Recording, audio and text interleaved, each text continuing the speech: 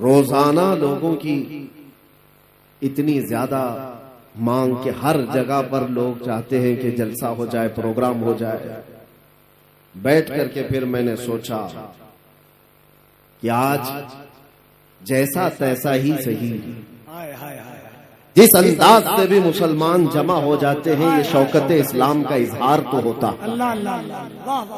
और इसलिए भी अब आना हमने जरूरी महसूस कर लिया कि हिंदुस्तान में अब छोटे दज्जाल पैदा हो गए और वो अगर भीड़ जमा कर पद यात्रा करके लोगों को भड़काएं और यूं कहें कि आपको दिल्ली ब्लास्ट के बाद आपने देखा होगा लोगों में भड़काने की कोशिश की जा रही है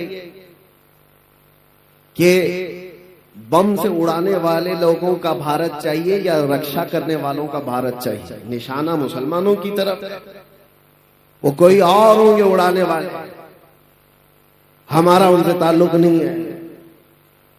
लेकिन हम भी आपसे ये कहते हैं, हाँ हम भी जवाब में कहते हैं, हमें भारत कौन सा चाहिए? गोली मारने वाले गोडसे का नहीं चाहिए, हर दिल में मोहब्बत पैदा करने वाले गरीब नवाज का चाहिए। अमन के पैगाम हर इलाके में फैलाने वाले उस गरीब नवाज को तुमने पढ़ा ही नहीं है। आज लोगों में नफरत का बाजार गर्म हो चुका है और इसलिए भी हम आपके सामने हाजिर हो जाते हैं कि आप डरो मत। देखें, एक बात मैं आपको बताता हूं, हर दिन हमारे लिए सब खुशहाली के नहीं होते, आजमाइश के भी वक्त आते हैं। चांद को भी गहन लगता है, लेकिन जब छट जाता है तो फिर आबो ताप के साथ चमकता भी है। उम्मत मुस्तफा सल्लल्लाहु अलैहि वसल्लम हमेशा से इम्तिहानात और आजमाइश के इस दौर से गुजरती गई है और साबित कदमी का ये इम्तिहान होता है। आज पूरी दुनिया हमारी तरफ झपट पड़ने की नजर से देख रही है। अभी जैसे कबीर साहब कह रहे थे, न मैं इस्लाम छोड़ूंगा न हिंदुस्तान छोड़ूंगा। किसी के बाप का है हिंदुस्तान, कोई निकाले कोई बिठाए, लेकिन लोगों में एक डर फैलाने की कोशिश की जाती है, भय फैलाया जाए और मुसलमान डरा सहमा जी हुजूरी करने पर आ जाए। याद रखो मेरे अजीजों, ये तूफान तुम्हारे ईमान का इम्तिहान ले रहा है। इस तूफान में जितने खसो खाशात और कचरे हैं सब उड़ जाएंगे और जो मोहब्बत मुस्तफा के साथ है वो इन तूफानों का डटकर मुकाबला करेंगे और खड़े रहेंगे। इससे बड़े भी इम्तिहानात आ जाए वो डटे रहेंगे और जमे रहेंगे। कुरान कहता है इन्नल्लज़ीना क़ालू रब्बुना अल्लाह सुम्मा इस्तक़ामू, बेशक वो लोग जिन्होंने कहा अल्लाह हमारा रब है, फिर उस पर जमे रह गए, फिर उस पर डटे रह गए, उनके साथ क्या होगा? ततनज़्ज़लु अलैहिमुल मलाइका, अल्लाह फरमाता है उन पर अल्लाह फरिश्तों को उतारेगा। वो ये कहते हुए आएंगे, फरिश्ते डरो मत, घबराओ मत, थोड़े दिनों की बात है। जिस जन्नत का अल्लाह ने तुमसे वादा किया है वो जन्नत भी तुम्हारे इंतजार में। ये वो दिन आए हैं हमारे। आज हर जगह पर कोई चाकू छुरी पर डराने की कोशिश कर रहा है। अरे आजकल के पैदा हुए कीड़े मकोड़े भी आ गए मोहम्मद अरबी सल्लल्लाहु अलैहि वसल्लम के शेरों को मुंह दिखाने के। हालात हमारे बदले हुए हैं। हमें अफसोस इस बात का है कि हमने जो हालात आज महसूस किए उसकी वजह ये तरीके मुस्तफा को छोड़ना है वजह बर्बादी। इसी से कौम दुनिया में हुई है बेइक्तिदार अपनी। उनके जो हम गुलाम थे खल्क के पेशवा रहे, उनसे फिरे जहां फिरा फिराई कमी वकार में। ये तो हालात हमारे इस तरह के हो गए कि हमारे बच्चे आवारा हो गए, हमारे जवान रास्ता भटक चुके। इसके लिए एक मशहूर मुहावरा, बल्कि किसी ने ये शेर के अंदाज में कहा था, दीवार क्या गिरी मेरे खस्ता मकान की, दीवार क्या गिरी मेरे खस्ता मकान की, लोगों ने आने जाने का रास्ता बना लिया। होता यही है कि घर की दीवार गिर गई तो लोग इधर से उधर जाने का उसको रास्ता बना लिए। तुम्हारे अखलाक थोड़े नीचे क्या आ गए, हर किसी कौम ने तुमको अपने निशाने पर रख लिया, हर कोई ट्रायल मुसलमानों पर करने लग गया है। जिसको भी आज लोगों में, एक बात आपको मैं बताऊं, कहीं छुपा हुआ भी कोई कीड़ा मकोड़ा होगा, उसे मशहूर होना है तो मुसलमानों पर भोंक कर मशहूर होना चाहता है, इस्लाम पर बोल करके वो बाहर आना चाहता है, हीरो बनना चाहता है। हीरो बनने की ये जो होड़ लगी हुई है, हैरत की बात है, तुम्हें उस तरह की सस्ती शोहरत में भी हम ही याद आते हैं, वहां पर भी हमारी जरूरत होती है। लेकिन मेरे अजीजों, ये हालात हमेशा नहीं रहते, हमेशा नहीं रहते। मुसीबतों के वक्त सैयदना बिलाल हबशी रदी अल्लाह ताला, हजरत खब्बाब इब्न अल-अरत, ये वो सहाबा हैं जिन्होंने हजरत खब्बाब को जान जिनकी जा चुकी है, हजरत खुबैब इब्न अदी जिनको कुफार और मुशरिकीन ने खत्म कर दिया है। ये सारे हालात देख करके हुजूर पाक सल्लल्लाहु अलैहि वसल्लम के पास सहाबा आए और पूछने लगे, या रसूल अल्लाह, क्या हमारा दीन हक नहीं है? ये सवाल सुनो तवज्जो से। जब मुसीबतें ज्यादा आई थी, अरे उसका 5% भी आज आप नहीं देख रहे, हम नहीं देख रहे हैं, जो सहाबा पर गुजरी। मॉब लिंचिंग नहीं होती थी उस वक्त, मॉब लिंचिंग भी हुई है, सिर्फ मर्दों की नहीं, औरतों की भी, बच्चों की भी, बेहिसाब उस वक्त कत्ल भी हुए। और इस्लाम की इब्तिदाई हालात में उन लोगों ने जो जो मसाइब सहे हैं, तकलीफ उठाई, तो हुजूर से आकर के उन्होंने पूछा था, क्या हम हक दीन पर नहीं है, हमारा ईमान हक है या नहीं? हुजूर पाक सल्लल्लाहु ताला अलैहि वसल्लम ने फरमाया, क्यों नहीं, भला बिल्कुल हक पर है। तो फिर इतनी मुसीबतें आती क्यों है, इतनी परेशानियां आती क्यों है? आज हो सकता है आप सबके दिलों में भी ये बात उठती हो कि अगर हम हक पर हैं तो ये हालात इस तरह बिखरे क्यों हैं? तो एक बात याद रख लेना, हुजूर ने तो ये जवाब फरमाया कि तुमसे ज्यादा मुसीबतें अंबिया इकराम पर आती थी। नबी तो गुनाह का सोच भी नहीं सकते, उन पर अल्लाह तबारक व तआला ने आजमाइशें डाली है। अंबिया इकराम पर सहाबा से भी ज्यादा मुसीबतें आई। हुजूर ने फरमाया, जिसका जैसा इम्तिहान होगा वैसी मुसीबतों से गुजारा जाए। और मैं अपनी जुबान में आपसे एक बात कहता हूं, आप अपने आप को क्या कहते हैं? हुजूर पाक सल्लल्लाहु ताला अलैहि वसल्लम की बारगाह में जब निस्बत की बात आए, मुझसे गुजरात में किसी साहब ने पूछा, कहा था कि आप तो स्टेज पर इस तरह की बातें करते हैं और ये सारी चीजें होने के बाद फिर आप बोलेंगे। सुनो, हम कहते हैं हुजूर पाक सल्लल्लाहु ताला अलैहि वसल्लम की जब बात आती है तो शेर में इस्तिआरा के तौर पर हम कहते हैं, तू शम्मे रिसालत है। ये कहते हैं, या रसूल अल्लाह, तू शम्मे रिसालत है, आलम तेरा परवाना। हम सब क्या हैं? हम सब क्या हैं? परवाने। और हुजूर को शमा हम कहते हैं। शमा और परवाने को कभी देखा भी है या सिर्फ और सिर्फ सुना है? थोड़ी देर अगर आप तवज्जो करें तो एक मौसम भी आता है, वैसे भी लाइट जहां पर भी आप जलाए, देखो कीड़े मकोड़े जो आ जाते इर्द गिर्द घूमते, चिराग रोशन करो, वहां पर भी छोटे छोटे पतंगे आ जाएंगे, कीड़े आ जाएंगे, वही परवाने हैं। और ये शमा के इर्द गिर्द आते क्यों हैं? थोड़ी देर उसकी रोशनी लेते, घूम फिर करके वहां पर मर जाते, जान दे देते।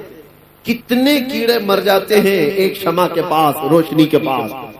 तो आप कभी उन पतंगों को पूछो, अपने भाइयों को भी मरते हुए देख रहे हो, फिर जाते क्यों हो?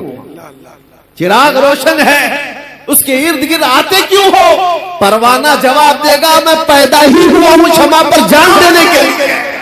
नारे तकबीर, दोनों हाथों को उठाकर नारे तकबीर, नारे रिसालत। इसीलिए परवाना ये कहता है, तू नादान है, तू सिर्फ शमा के इर्द गिर्द मेरे भाइयों को मरते हुए देखा तो मुझसे पूछ रहा है मरी हुई लाशें देख करके फिर क्यों आता है? जवाब वो देता है, परवाना मैं पैदा ही हुआ हूँ शमा के अतराफ घूमकर अपनी जान देने के लिए। इन दुनिया वालों को बताओ, ऐ सुन्नी मुसलमानों, गैरत सुन्नी आज भी जिंदा है, उन पे मर मिटने का जज्बा कल भी था और आज भी है। हम पैदा हुए हैं मुस्तफा करीम सल्लल्लाहु ताला अलैहि वसल्लम की इज्जत पर मरने के लिए ही। इसीलिए तो हम अपने बुजुर्गों से जो मनकूल हमें अकीदे और अदब आए हैं, हम गुनगुना करके यूं कहते हैं बारगाह मुस्तफा में हमारी अपनी जिंदगी होती तो फिक्र करते हैं,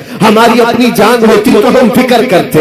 अरे आदमी उस चीज की हिफाजत की फिक्र करता है जो उसकी खुद की हो। कपड़ा मेरा है तो मैं बचाऊं, सामान मेरा है तो मैं बचाऊं, जान मेरी है कहां कि मैं हिफाजत की फिक्र करूं। हमने तो जान सुपुर्द की है मदीने के आका के हवाले, और इसीलिए बरेली के इमाम ने हमें ये सिखाया था, कभी ये मत कहना मेरी जान है मैं फिक्र करूंगा, मैं हिफाजत करूंगा, नहीं, बल्कि यूं कहना या रसूल अल्लाह, दहन में सुबह तुम्हारे लिए, बदन में है जान तुम्हारे लिए, और हम आए यहां तुम्हारे लिए, उठे भी वहां। नारे तकबीर, नारे रिसालत।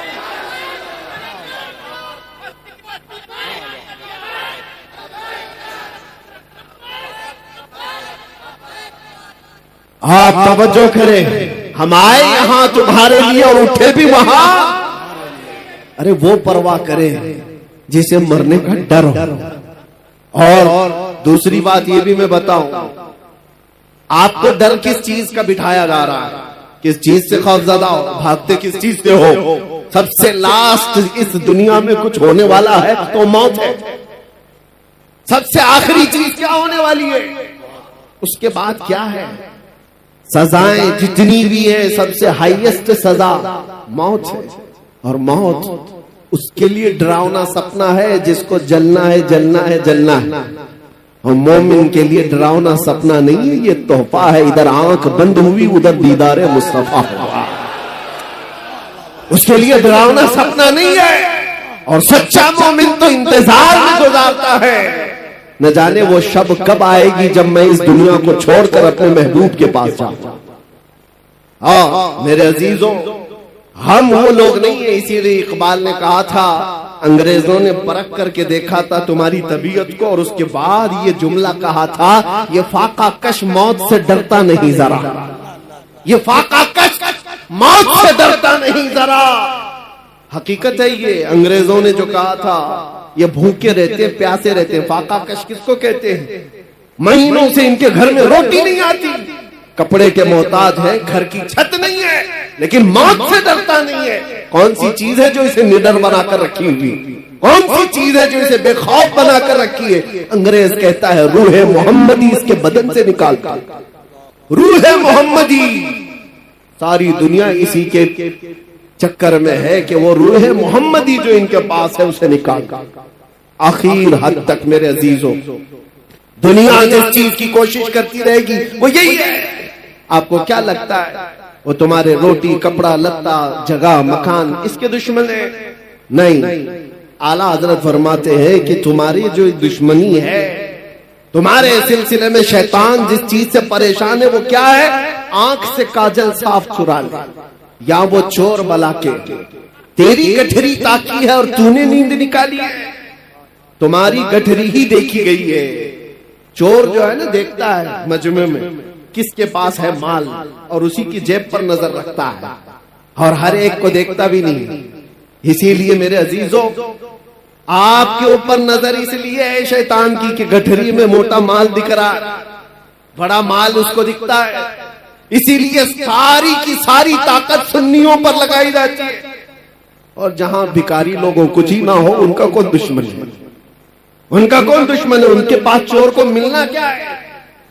और इसी वजह से लोग ये कहते हैं कि वो लोग तो इतने नमाजी हैं, 40-40 दिन चले जाते हैं, पूरी जमात लेकर के भी कुछ नहीं होता, कहीं कोई प्रॉब्लम नहीं होता, और हम जो है 4 लोग भी जाएं तो हमको पता नहीं कितने बैरिकेडिंग से क्रॉस करना पड़ता है। हमारे साथ भी मामला था। और एक साहब, उनकी भी बात मैं आपके सामने रख रहा हूं, ऑफिसर। मैंने कहा साहब इतनी बड़ी बड़ी जमातों को आप कुछ नहीं कहते, मैं अकेला आदमी, मेरे आगे पीछे कुछ भी नहीं, और सारे संतरी सारे पहरेदार मेरे पीछे लगा देते हो।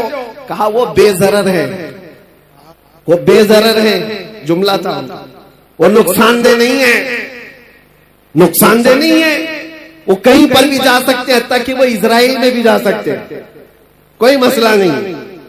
आपसे प्रॉब्लम है। कहा क्यों?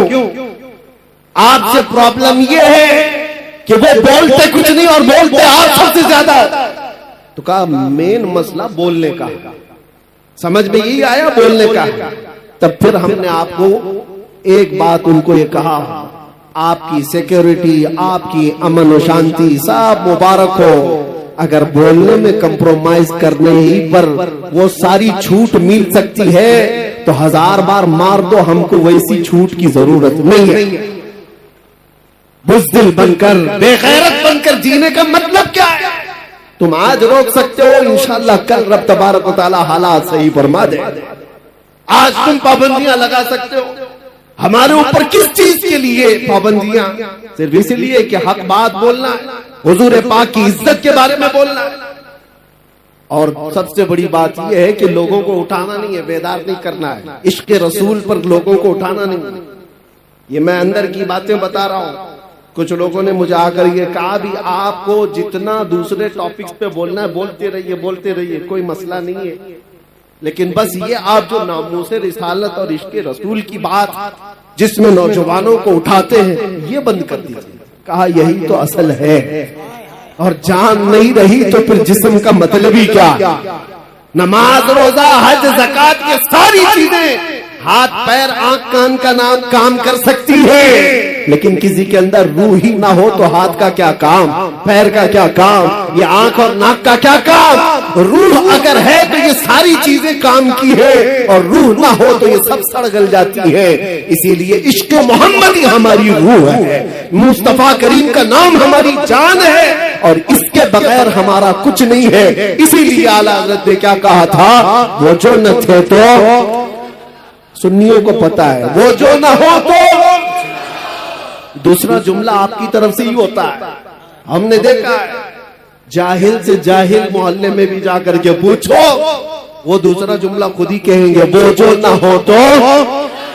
सबको पता है हमारी जिंदगी में भी वो जो ना हो तो, अरे कब्र में भी वो जो ना हो तो, और हश्र में भी वो जो ना हो तो, तुम्हारी नमाज में भी, तुम्हारी अजान में भी वो जो ना हो तो। ये एक बात याद रखो, आबरूए माज़ नाम मुस्तफा, हम सबकी इज्जत आबरू मुस्तफा के नाम से है, और अगर वो ना हो तो फिर कुछ भी नहीं है, कुछ भी नहीं है। इसीलिए अपनी सारी ताकत और कुव्वत इसी बात पर लगाओ कि मुझसे ये दौलत कोई छीनने ना पाए, मुझसे ये चीज कोई छीनने ना पाए। मैं जो बात कह रहा था उसको मैं आगे बढ़ाता हूं। हालात हमेशा एक तरह के नहीं रहते। लोग अगर ये समझते ताकत के नशे में कि सब कुछ अब जैसा चाहे वैसा चला लेंगे, तो बाज औकात कुत्ता भी जो बैलगाड़ी के नीचे चलता है वो यही सोचता है पूरी बैलगाड़ी मैं ही चला रहा हूं, उसको भी ऐसा लगता है। और लोग डर जाते हैं, स्टेज वाले भी, मैं जैसे ही कुत्ता कहता हूं। आपको डरने की जरूरत नहीं, खौफजदा होने की जरूरत नहीं।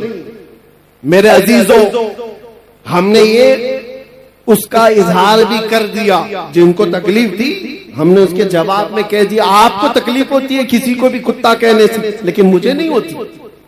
आप मुझे 1000 बार कुत्ता कहो, लेकिन इसका उसका नहीं, दरबार रिसालत का। हम खुश होंगे, हमारी पहचान ही वो है। सगे तैबा सब कह कह के पुकारे बेदम, यही रखियो मेरी पहचान मदीने वाले। हमें सब इस बात से डर नहीं है। आज से मैं कहता हूं कि हालात हमेशा के नहीं रहते। सहाबा इकराम रिज़वानुल्लाह ताला अलैहिम मजमाइन ने बदर के हालात देखे, उहद के हालात देखे, खैबर के हालात, खंदक के हालात देखे, और हुदैबिया में सुलह के हालात भी देखे। ऐसा वक्त भी आया था कि मक्का के कुफ्फार और मुशरिकीन ने जोर जबरदस्ती कर डाला था, सारी अपनी पसंद की सुलहनामे में शर्तें लगा रखी थी कि मदीने से कोई भाग करके आएगा तो हम वापस नहीं करेंगे, मक्का से कोई भाग कर जाएगा तो आपको वापस करना पड़ेगा। सब सहाबा ने देखा था ये दबी हुई सुलह है, ये झुक करके मानने वाली बात है, ये वक्त हमेशा नहीं रहता। सहाबा ने उस वक्त जानते हो बेचैनी और बेकरारी में कहां तक पूछा था। सैयदना उमर इब्न खत्ताब, या आज के हालात पर मैं बात कर रहा, हो सकता है कोई भी इसमें इस तरह के ख्यालात लेकर के बैठा हो कि हम हक पर हैं तो ऐसे हालात क्यों बने हुए।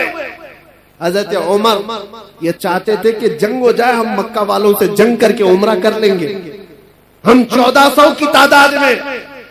हुजूर मना कर रहे थे कि नहीं, जंग की जरूरत नहीं, हाजत नहीं, मैं जो देख रहा हूं वो तुम नहीं देख रहे। हजरत उमर जा करके सहाबा को पकड़ पकड़ कर कह रहे थे क्या जंग की तैयारी नहीं कर सकते। यहां तक कि हजरत अबू बकर सिद्दीक के पास आकर के उन्होंने कहा हजरत उमर ने कि अबू बकर चलो रसूलुल्लाह से बात तो करते कि जंग करेंगे हमें ये सुलह करने की जरूरत क्या है। हजरत अबू बकर सिद्दीक ने उनको कंधा हिला करके क्या कहा था जानते हो? कहा इल्ज़म गर्ज़क या उमर, ऐ उमर अपनी गैरत में रह करके बात करो, इसलिए कि तुम किसके बारे में कह रहे हो? रसूलुल्लाह। वो जो देखते हैं वो वही खुदा के जरिए से देखते, अल्लाह तबारक व तआला ने उनको वो इल्म दिया है। तो हजरत उमर खामोश हो गए। उसके बाद हुआ क्या जानते हैं? साल नहीं गुजरा था, साल नहीं गुजरा था कि 10,000 सहाबा की तादाद के साथ मेरे आका मक्का में फातिह की शान से दाखिल हुए थे। मक्का में जब तशरीफ लाए थे कत्ल गारत करते हुए नहीं आए थे। ताकत का नशा जिसको आज चढ़ता है ना, वो लोग क्या कहते हैं कि आज हमारा पावर है, जो कुछ चाहे जिसको चाहे जैसे चाहे मार दे, खत्म करे। रसूलुल्लाह सल्लल्लाहु अलैहि वसल्लम का मिजाज तो देखो। तकरीबन जिनको सहाबा को 20 साल तक जिन्होंने तकलीफें दी हैं, वो मक्का में दुश्मन मौजूद थे, पकड़ के उनको मार सकते थे। हुजूर पाक जब मक्का में तशरीफ लाए, सहाबा सब साथ में ऐलान हो रहा था। सहाबा कह रहे थे अल यौम यौमुल मलहमा, आज तो गोश्त के छितरे उड़ाने का दिन है, दुश्मनों को पकड़ के मारेंगे। नबी आखिर ज़मान सल्लल्लाहु तआला अलैहि वसल्लम ने क्या फरमाया? नहीं, अल यौम यौमुर रहमा, आज का दिन रहम करने वाला दिन है, माफ किए जाएंगे सब। मक्का के उन पुराने पुराने दुश्मनों को रसूलुल्लाह सल्लल्लाहु अलैहि वसल्लम ने माफ कर दिया। ताकत जब किसी के पास आए तो रसूलुल्लाह को देखे। मेरे आका सल्लल्लाहु अलैहि वसल्लम का मिजाज क्या है? कमजोरों को या मगलूब लोगों को पकड़ करके मारा नहीं है, उन्हें माफ किया है। नबी पाक सल्लल्लाहु तआला अलैहि वसल्लम ने उन्हें आजाद किया। ये भी नहीं कि जो कहते हैं कि तलवार की नोक पर इस्लाम फैलाया जा रहा, तलवार की नोक पर फैलाया जाता तो मेरे अजीजों कुछ भी बाकी नहीं रहता। तलवारें बहुत सालों तक लोगों के पास रही, इस्लाम तलवार की नोक पर नहीं फैलाया गया। जिसको ऐसा लगता हो, जिसके पास ऐसी तारीख आई हो, वो झूठी तारीख हो सकती है। सच्चाई ये है कि अल्लाह के हबीब सल्लल्लाहु तआला अलैहि वसल्लम के उन अजीम अखलाक को देखकर सहाबा दामन इस्लाम से वाबस्ता हुए थे और दुनिया एक बड़ी जमात के साथ इस्लाम को अपना रही थी और आज भी अपनाती है। आज बताओ जो नए यूरोप अमेरिका में दाखिले इस्लाम हो रहे हैं, उनको कौन तलवार की नोक पर बुलाता है? उनको कौन गर्दन पर तलवार रखता है? पढ़ो इस्लाम की सच्चाइयों को तो समझ में आएगा। लेकिन मेरे अजीजों, आपसे ये बात अर्ज करना है मुझे कि हालात हमेशा एक तरह के नहीं होते। आज तुम्हारा इम्तिहान है, आज तुम्हारी आजमाइश का वक्त है और इसी आजमाइश और इसी इम्तिहान के वक्त के लिए ही मैंने कहा था कुछ देर की खामोशी है। इसी के लिए तो कहा था। बाकी का जुमला आप करें, बाकी सबको पता है। हम तो अंदर भी गए थे, तब भी हमारा इस्तेकबाल कैदियों ने यही बोल करके कहा था। हमें पता भी नहीं था, अंदर बेरक में बैठे सारे लोग अंदर से पुकार रहे थे, मौलाना साहब आ गए, कुछ देर की खामोशी है। मेरे अजीजों, इस बात को मैंने इसलिए कहा था कि हालात अगर बुरे हो तो कुछ देर की बात है, रात हमेशा नहीं रहती, सुबह हो ही जाती। ऐसा नहीं है कि अंधेरा ही अंधेरा रहेगा, सुबह को तुलू होना है और सूरज को निकलना है। आपका इम्तिहान है और आपकी आजमाइश है। आप में से कितने ऐसे लोग हैं जो नामों-ए मुस्तफा सल्लल्लाहु ताला अलैहि वसल्लम के लिए खड़े रहते हैं और कितने ऐसे हैं जो बिक जाते हैं। ये आज देखा जाएगा। हमने देखा है बहुत सारे लोगों को, वो आते भी हैं जाते भी, हमारे आसपास भी। ये वो हवाओं वाले लोग हैं जिनको अहमद अली साहब अभी कह करके गए। कुछ लोग वो हैं जो जी हुजूर से आगे नहीं गए, उनकी किस्मत में होगा। लेकिन आप एक बात याद रखो, आपने अपनी जान और अपना ईमान रसूलुल्लाह को समझा है तो इस बारे में किसी से समझौता करने की जरूरत नहीं है। अपनी आइडेंटिटी के साथ रहो, इंशाअल्लाह सब खैर होगा। अल्लाह कादिर मुतलक है, मालिकुल मुल्क जुल जलाली वल इकराम है। बड़े से बड़े आए इस रुए जमीन पर जिन्होंने खून की नदियां बहाई, बड़े से बड़े तुर्रम खां आए, लोगों की खोपड़ियों से मीनार बनाए, लेकिन क्या वो हमेशा के रह गए? उनका भी अंजाम खतरनाक हुआ। फिरौन भी गर्क हुआ है, नमरूद भी मर गया है, कोई बाकी नहीं रहा। यूनान और मिस्र, रोमा सब मिट गए जहां से, बाकी मगर है अब तक नामो निशान हमारा। तौहीद की अमानत सीनों में है हमारे, आसान नहीं मिटाना नामो निशान हमारा। और कुछ बात तो है कि मिटती नहीं हस्ती हमारी, कुछ बात तो है कि मिटती नहीं हस्ती हमारी। सदियों रहा है दुश्मन दौरे ज़मा हमारा। और आप सबको ये बात मैं कह के जाता हूं कि आप तमामी हजरात के पास जो दौलत ईमान है, इश्क मुस्तफा की दौलत है, ये इतनी बड़ी दौलत है कि इसके बाद फिर आपको डर और खौफ की जरूरत ही नहीं। आला हजरत कहते हैं, खौफ न रख रजा जरा, तू तो है अब्दे मुस्तफा, तेरे लिए अमान है, तेरे लिए अमान है। असल जिंदगी कौन सी है आप मुझे बताओ, इस दुनिया की या आखिरत की? पूरे मुसलमानों का अकीदा यही है, आखिरत की जिंदगी वही असली जिंदगी है, मरने के बाद की जिंदगी वही असली जिंदगी है। वो नॉन एंडिंग है, खत्म होने वाली नहीं है। उस जिंदगी की तैयारी करना चाहिए या इस जिंदगी की? मुझे बताओ। आखिरत की, तो आखिरत की जिंदगी अगर चाहते हो तो आओ। आखिरत का मैदान, वो महशर का मैदान, वो किसी के बाप दादाओं का नहीं है। यहाँ के बादशाह हो, यहाँ के तुर्रम खां हो, सब के सब जूतों की नोक पर आ जाएंगे जिन्होंने घमंड किया है, जिन्होंने तकब्बुर किया है। अल्लाह ताला क़यामत के दिन पुकार करके कहेगा, ऐनल मुतकब्बिरून, कहाँ है वो घमंड करने वाले लोग, कहाँ है वो जुल्म करने वाले लोग? उनको चूंटियों की तरह लाया जाएगा, उनकी कोई वकात नहीं। और जो उनकी जी हुजूरी में है वो भी सुन ले, उनका दामन, उनकी चप्पल उठाकर चलने वाले वो भी सुन ले। तुम्हारा भी हशर उनके साथ ही होगा। फिरौनों के साथ चलते थे तो फिरौनों के साथ जहन्नम में जाओगे। अगर नमरूदों की जी हुजूरी करते थे तो वहां पर भी तुम्हारा शुमार उनकी ही जमात में होगा। लेकिन जो बंदा यहाँ मुस्तफा करीम की इज्जत पर पहरा देता था, मुसीबतें सहता था, क़यामत के दिन उसे पुकारा जाएगा, कहाँ है वो महबूब की उम्मती, कहाँ है वो जमात जो दुनिया के जुल्म सतम सह करके आई है। और उस दिन हम देखेंगे मेरे अजीजों, उस दिन हम देखेंगे अर्श हक है, मसनद रिफ़अत रसूलुल्लाह की देखनी है हश्र में इज्जत रसूलुल्लाह की, और हम रसूलुल्लाह के, जन्नत रसूलुल्लाह।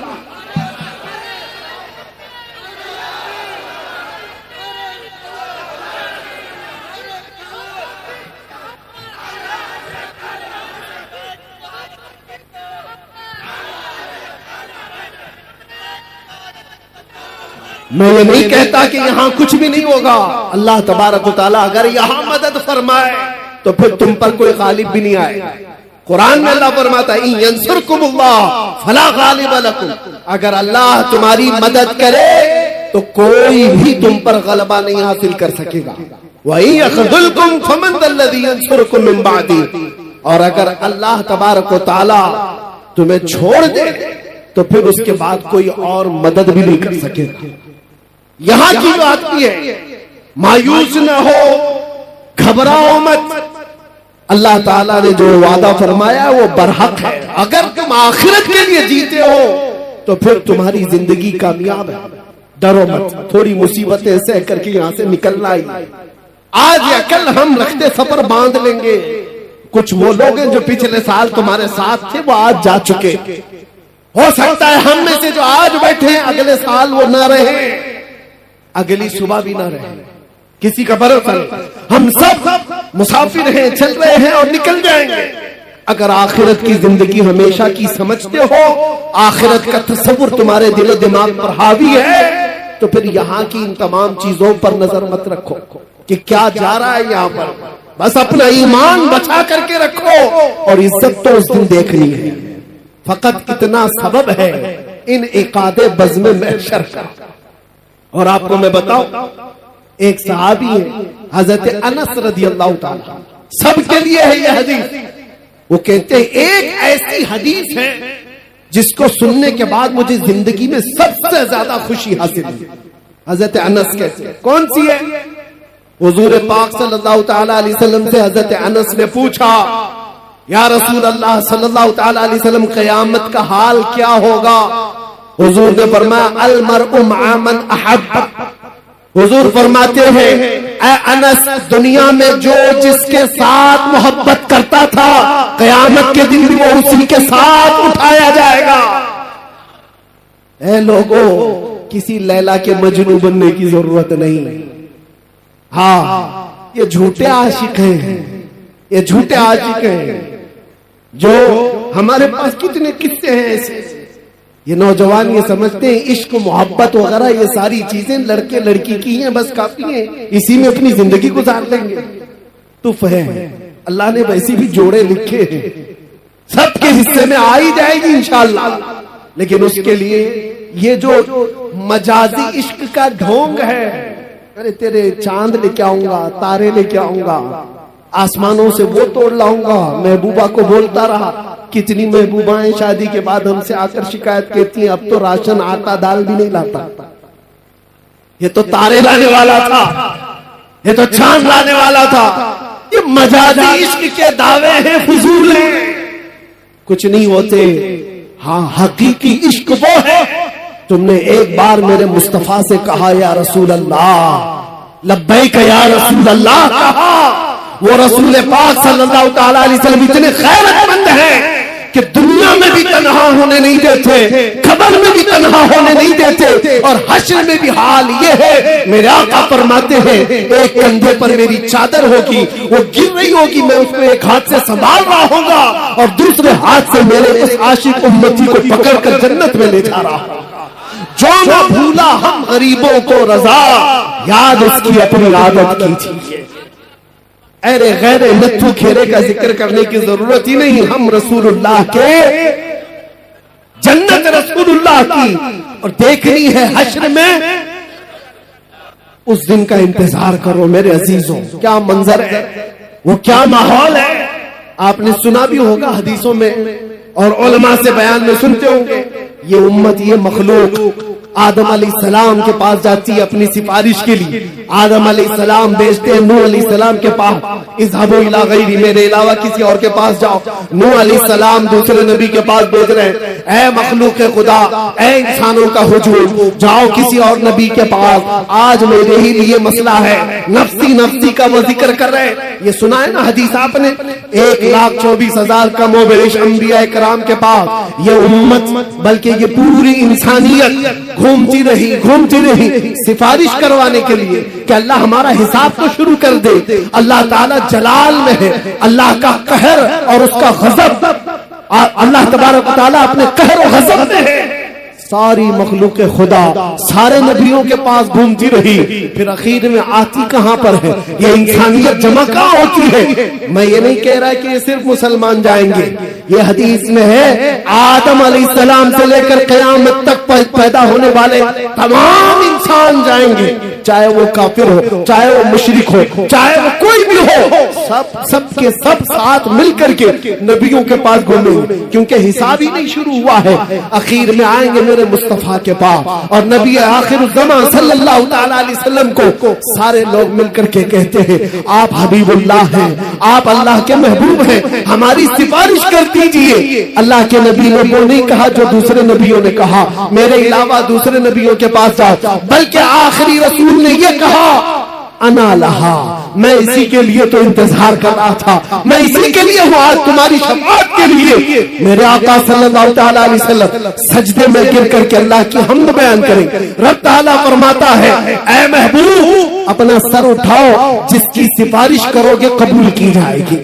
मैं आपसे पूछता हूं, तवज्जो, मैं आपसे पूछता हूं कि ये सारा मंजर आपको भी पता है कि सारे लोग कहां जाएंगे? आदम अलैहिस्सलाम के पास, नूह अलैहिस्सलाम के पास, इब्राहिम अलैहिस्सलाम के पास, इस्माइल अलैहिस्सलाम के पास, मूसा अलैहिस्सलाम, ईसा अलैहिस्सलाम, सबके पास जाएंगे। ये पहले से बताया गया है, बार बार सुनाया गया है।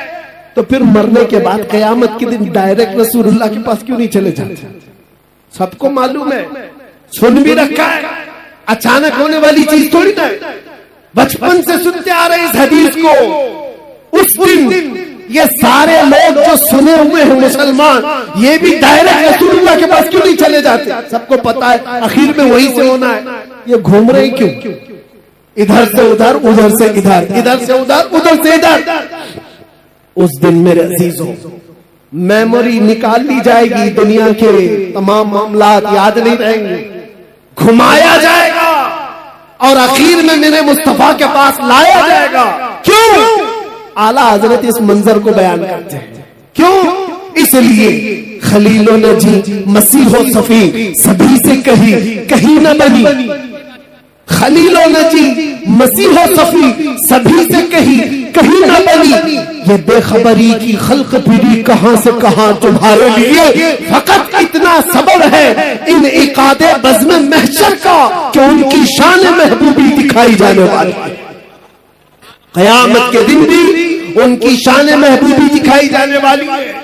ऐसे में मुसलमानों, अपने नबी आखिर ज़मान सल्लल्लाहु तआला अलैहि वसल्लम की इज्जत पर मर मिटने वाले आप नबी पाक सल्लल्लाहु तआला अलैहि वसल्लम की इज्जत पर मर मिटने वाली कौम हो, तो फिर इंतजार करो, आखिरत में वो इज्जत सबके लिए रखी गई है। आखिरत में वो इज्जत हमें देखनी है। अर्श हक है मसनद रिफात रसूलुल्लाह की, देखनी है हश्र में इज्जत रसूलुल्लाह की। आज तुम्हें कोई इज्जत दे रहा है नहीं दे रहा है इसकी परवाह मत करो। इज्जत देने की सर्टिफिकेट यहां किसी के पास नहीं है। ये जो सारे मामलात हैं ये इंसानों के, आज जो आप देख रहे हैं, मैंने देखा है, बुजुर्गों ने हमें ये तालीम दी है। ये जो मजमा इज्जत देता है ये थोड़ी ही दिनों में इज्जत खींच भी देता है। इनकी परवाह मत करो। इज्जत देने वाला अल्लाह रब्बुल इज्जत है और कुरान में फरमाता है, वलिल्लाहिल इज्जतु वलिरसूलिही वलिलमुमिनीन।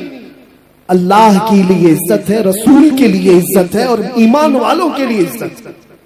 और जो लोग ये सोच रहे हैं कि दौलत में इज्जत हो जाए, शोहरत में बड़ी इज्जत है और खूबसूरती में बड़ी इज्जत है, ये कब तक की है जानते हो? कब तक की है? हमने बड़े बड़े खूबसूरत लोग भी देखे, चेहरे पर झुर्रियां पड़ गई तो लोग उन्हें छोड़ दिए। माल वाले भी देखे, जब गुर्बत आ गई, गरीबी आ गई तो दुनिया उनसे दूर हो गई। जो लोग आसपास घूमते फिरते थे सब कट गए। ओहदे वाले भी देखे, मनसब वाले भी देखे। मनसब पर बैठा हुआ मंत्री था, गुजरता था तो लोग सलाम मारते थे। खत्म हो गया तो अभी कोई खैरियत पूछने वाला भी नहीं। मनसब से इज्जत, दौलत से इज्जत, खूबसूरती से इज्जत, ये सिर्फ और सिर्फ टेम्पररी है, आर्जी है। ये दुनिया की तमाम चीजें हमने देखा है। जवानी पर, तुम्हारी ताकत पर जो इज्जत दे रहा है, ये सिर्फ और सिर्फ तुम्हारी खाम ख्याली है। इस धोखे में मत आना।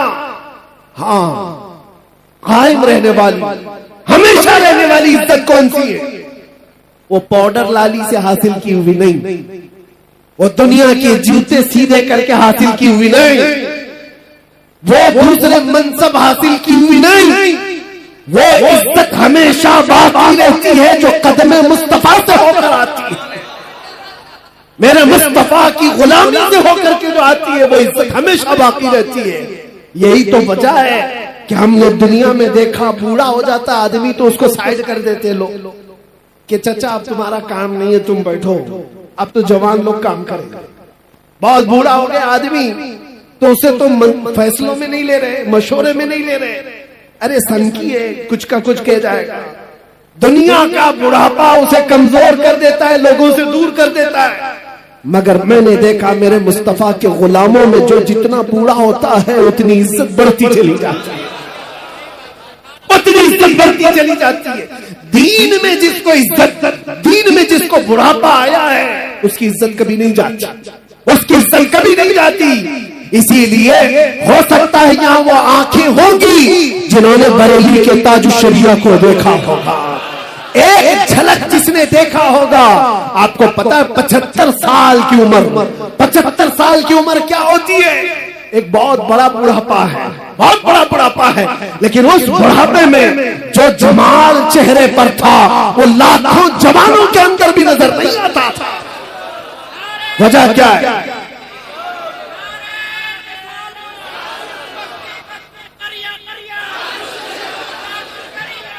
आज भी मेरे अजीजों वो बुढ़ापे हमने देखे हैं, दूसरे बुढ़ापे और हैं जहां लोग भूल जाया करते हैं, लोग उनको सनकी बाबा कह करके हटा देते हैं, लोग उनको मजलिसों में बैठाते नहीं। लेकिन एक बुढ़ापा वो है जो दीन पर आया है, मेरे मुस्तफा के नाम पर आया है, वो जितना बढ़ता जाता है इज्जत बढ़ती चली जाती है। हमने ऐसे कितने उलमा मशाइख को देखा, आज भी बड़े मशाइख मौजूद हैं। मुहद्दिस कबीर की जिंदगी को देखो, 90 साल से तजावुज कर गई है उम्र, लेकिन कोई कहता है मेरे अजीजों आज भी एक झलक देखने को लोग बेताब रहते हैं, बेकरार रहते हैं। हजारों उलमा जिनके सामने अपने सर खम कर देते हैं। वजह क्या है? ये बुढ़ापा दुनिया की चापलूसी में मिला हुआ नहीं है, ये हदीस रसूल की निस्बत से मिला हुआ है। यह उम्र मुस्तफा करीम की गुलामी में मिली हुई है। इसीलिए आप सबसे भी एक बात ही कहूंगा और मैं अपनी तकरीर यहाँ पर खत्म करता हूँ। इधर उधर कहाँ जहाँ जहाँ मन करे ढूंढ करके वापस आ जाना। जिंदगी भर छान मार करके वो इज्जत ना ला पाओगे जो आमिना के लाल के दरबार में एक दिन की जिंदगी में मिल जाएगी। इसीलिए हजारों दिन भी अगर तुम्हें मिले दुनिया की गुलामी में, हजारों दिन की गुलामी तुम्हें वो इज्जत नहीं दे सकती जो मेरे मुस्तफा के नामूस पर एक मिनट की जिंदगी अता कर सकती है। हमारे पास आज क्या है? दुनिया हमें चाहती क्यों है? ये सिमडेगा, ये झारखंड, ये बंगाल, कोई इलाका बचा नहीं जहां मैं गया नहीं। सारे इलाकों को देखा, टूट करके जो लोग चाहते हैं वो इसलिए नहीं कि हमारी पार्टी का नेता आया है या किसी जगह का अमीर आया है या किसी जगह का बड़ा आदमी आया है। नहीं, दुनिया सिर्फ और सिर्फ हमसे मोहब्बत इसलिए करती है जब तक बिके न थे तो कोई पूछता न था या रसूल अल्लाह तुमने खरीद कर हमें अनमोल कर दिया। या रसूल अल्लाह तुमने खरीद कर हमें अनमोल कर दिया। आ जाओ और इसी बात पर हम गुफ्तगू खत्म करते हैं कि मोहम्मद से वफा तूने तो हम तेरे हैं। ये जहां चीज है क्या लाहो कलम तेरे हैं। कुव्वत इश्क से हर बस्त को बाला कर दो, बहर में नामे मोहम्मद से उजाला कर दो। और दुनिया कुछ नहीं देती, कुछ नहीं देती, जितना देती उससे डबल ले लेती है। इसलिए आला हज़रत की इस बात पर कुर्बान जाओ। कौन देता है देने को मुंह चाहिए। अरे देने वाला है सच्चा, देने वाला है सच्चा हमारा